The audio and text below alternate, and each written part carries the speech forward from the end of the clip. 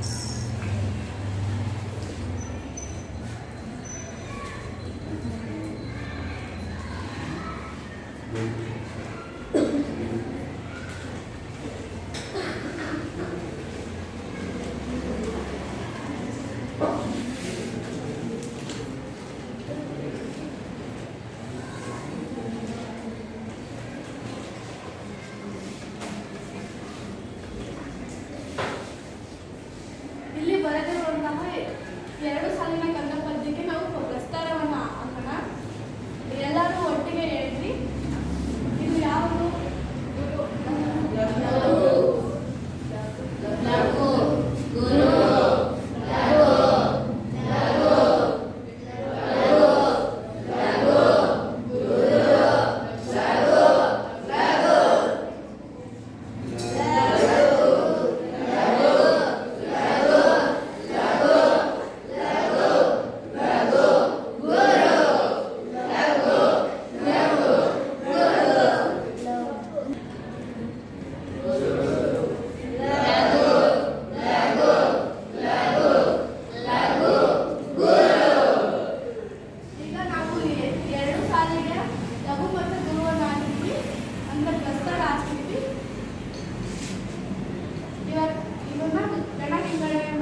ಕಂದ ಪದ್ಯದಲ್ಲಿ ನಾವು ಯಾವಾಗಲೂ 4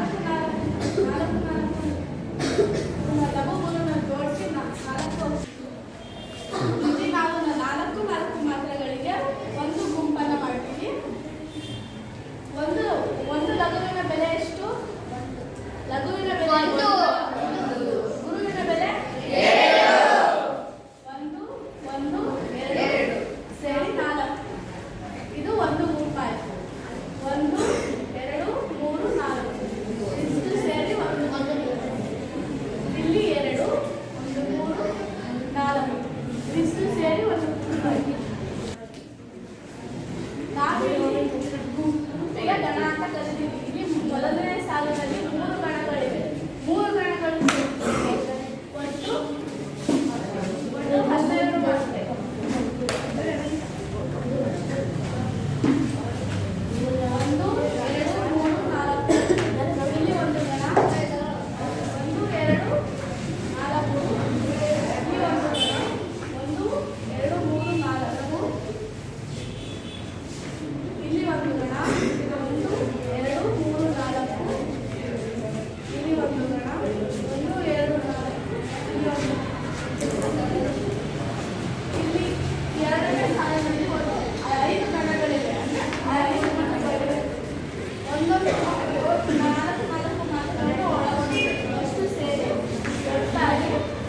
20 ಮಾರ್ಕ್ಸ್ಗಳಿವೆ.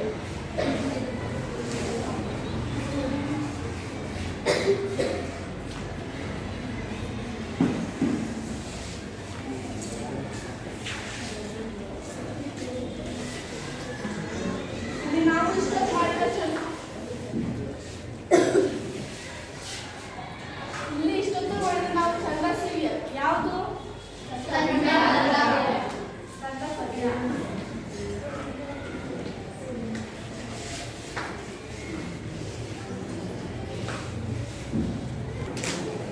ಹಾಗಾದ್ರೆ ಈಗ ನಾವು ಕಂದ ಪದ್ಯದ ಲಕ್ಷಣಗಳನ್ನ ತಿಳ್ಕೊಳ್ಳೋಣ. ಕಂದ ಪದ್ಯದಲ್ಲಿ ಒಟ್ಟಾಗಿ 4 ಸಾಲುಗಳಿರ್ತವೆ. ಛಂದಸ್ಸಿನಲ್ಲಿ ಸಾಲುಗಳನ್ನ ಪಾದ ಅಂತ ಕರಿತೀವಿ. ಈಗ 1ನೇ ಮತ್ತು 3ನೇ ಪಾದಗಳು ಸಮವಾಗಿರುತ್ತವೆ ಮತ್ತು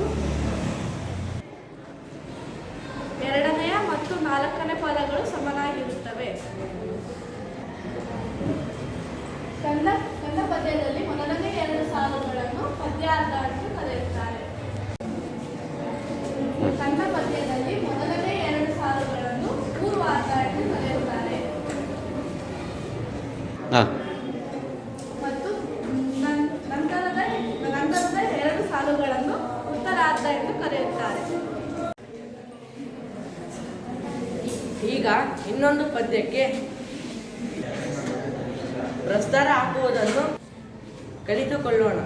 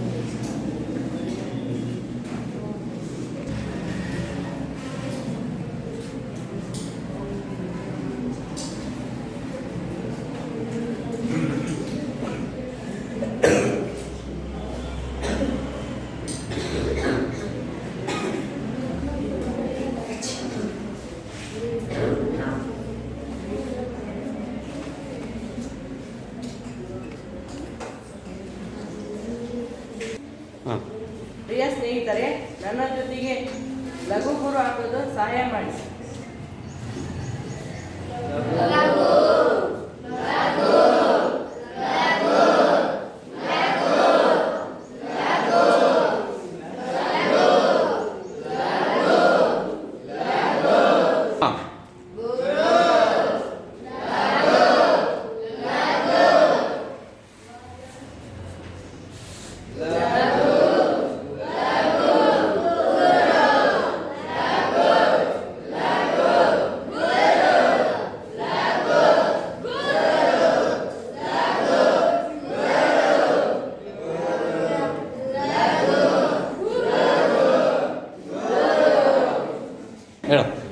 ಈಗ ನಾವು ಪ್ರಸ್ತಾರ ಹಾಕಿದ್ವಲ್ಲ, ಗಣ ವಿಭಜನೆ ಮಾಡೋಣ. 1 2 3 4 1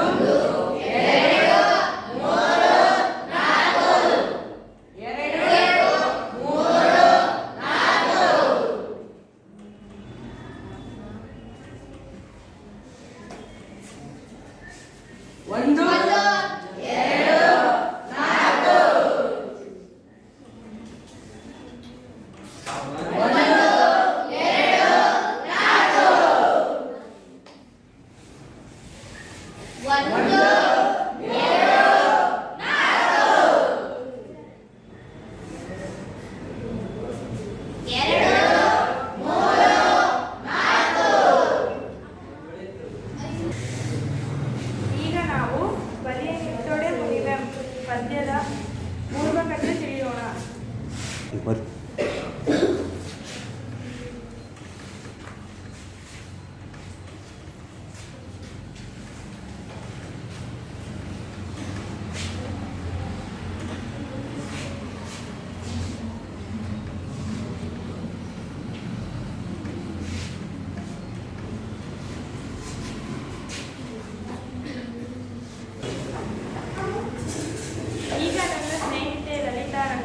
ಪ್ರಾರಂಭಿಸೋಣ.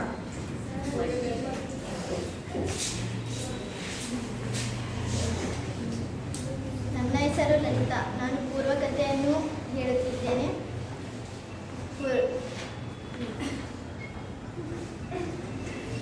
ಬಲ್ಯನೊಡೆ ಮುನಿವೆ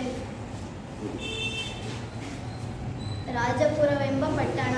ಅದರ ದೊರೆ ಮಾರಿದತ್ತ. ಆ ಪುರದಲ್ಲಿ ಚಂಡಮಾರಿಯ ದೇವಸ್ಥಾನವಿತ್ತು. ಅಶ್ವಯುಜ ಹಾಗೂ ಚೈತ್ರ ಶತುಗಳಲ್ಲಿ ದೊರೆ ಮತ್ತು ಪ್ರಜೆಗಳು ಜಾತ್ರೆ ನಡೆಸಿ ಕೊಡುತ್ತಿದ್ದಾಗ ಮಾನವರನ್ನು ಹಿಡಿದು ತರಬೇಕೆಂದು ಮಾರಿದತ್ತ ತಡ ಎಂಬ ಚಂಡಮಾರ್ಕನಿಗೆ ಆಜ್ಞಿಸಿದ. ಅವನು